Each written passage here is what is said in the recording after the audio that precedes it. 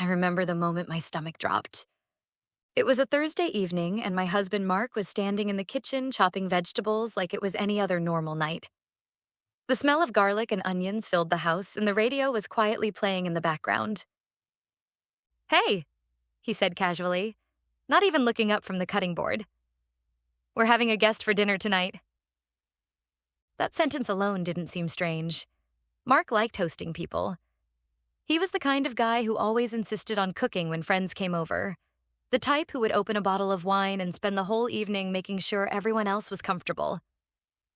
Who's coming? I asked. He shrugged. Just someone I thought it would be interesting for you to meet. At the time, I didn't think anything of it.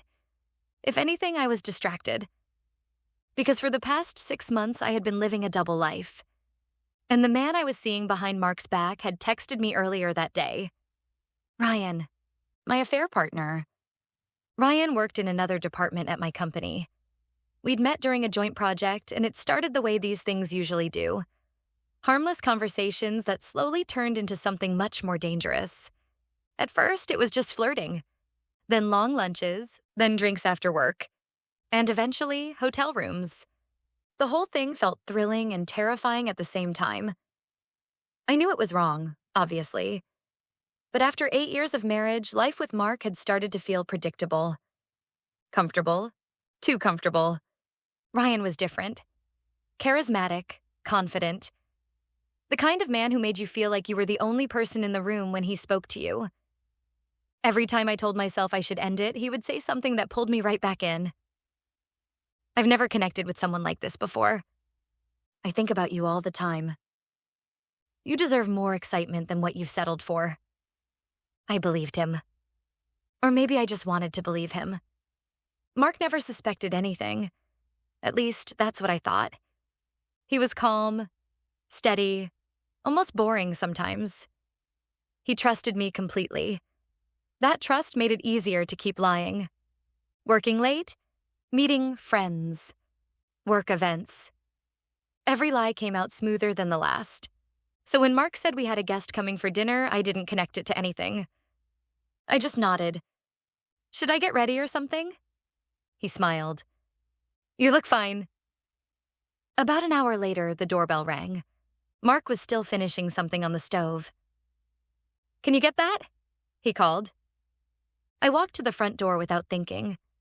But the moment I opened it, my entire world stopped. Standing on the porch was Ryan. For a second, neither of us said anything. The color drained from his face almost instantly. My heart started pounding so hard I could hear it in my ears. What are you doing here? I whispered. Before Ryan could answer, Mark's voice came from behind me. I invited him. I slowly turned around. Mark was standing in the hallway, wiping his hands on a kitchen towel, completely calm. Too calm. My brain struggled to process what was happening. Ryan looked like he wanted to disappear. Mark walked forward and held out his hand to him.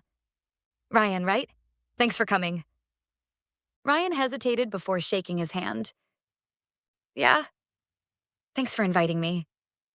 His voice sounded tight. Mark gestured toward the dining room.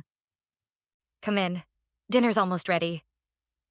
I stood frozen near the door while the two of them walked past me like this was the most normal situation in the world.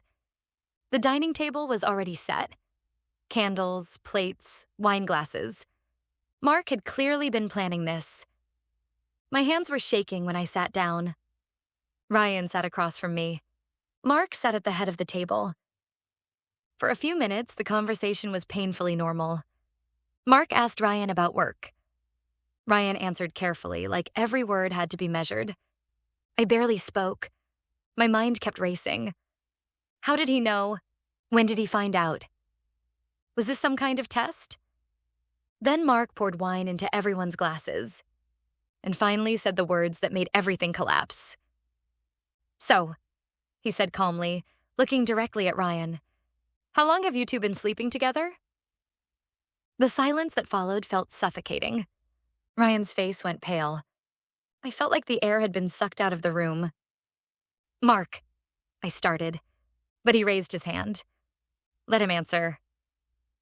Ryan stared down at the table. I think I should go. Mark shook his head slowly. No, I invited you here so we could all talk like adults. Then he looked at me. 6 months, right? My chest tightened. You've known? I asked quietly. He gave a small nod. For about 4 months. Ryan looked shocked. You knew this whole time? Mark leaned back in his chair. Turns out when someone suddenly starts working late 3 nights a week and guarding their phone like it contains nuclear codes, it's not that hard to figure out. I couldn't meet his eyes. I was hoping you'd eventually tell me, he continued. But when you didn't, I decided to meet the guy who was apparently worth throwing our marriage away for. Ryan looked incredibly uncomfortable. I didn't know you were still together like this, he said to Mark. Mark laughed softly. Oh, we were very much together. Then he looked back at me. Although apparently that didn't matter much. The guilt hit me all at once. Mark, But again, he cut me off. Here's the interesting thing, he said. I did some research before inviting Ryan tonight. Ryan tensed. Mark reached into his pocket and pulled out his phone. Then he placed it on the table and turned it toward Ryan. The screen showed a photo. Ryan standing with a woman and 2 kids. My wife, Ryan said quickly. Exactly, Mark replied. The room went completely silent. I stared at Ryan. You told me you were separated. Ryan rubbed his face. It's complicated. Mark shook his head. No, it's actually pretty simple. He looked directly at me. He's been lying to you. My stomach twisted. Ryan started to speak again. Look, I didn't mean for things to go this far. Mark stood up from the table. I think we're done here. Ryan didn't argue. He stood up quickly and headed toward the door. Neither of us tried to stop him. When the door closed behind him, the house felt eerily quiet. Mark returned to the table and sat down again. I could barely breathe. I'm sorry, I finally said. He looked tired more than angry. I know. You knew for 4 months? Why didn't you say anything? He stared at his wine glass. I guess I wanted to see if you'd stop. The guilt crushed me. I made a mistake. Mark nodded slowly. Yeah. And then he looked at me with an expression I'll never forget. But you didn't just make a mistake.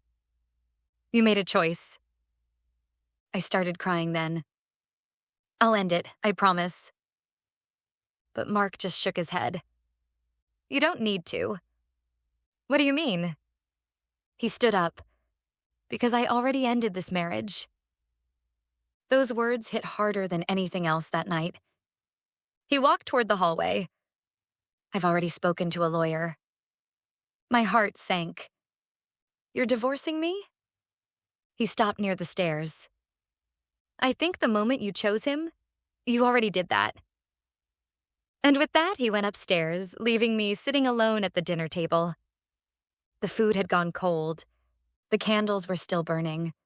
And the life I had destroyed finally became impossible to ignore.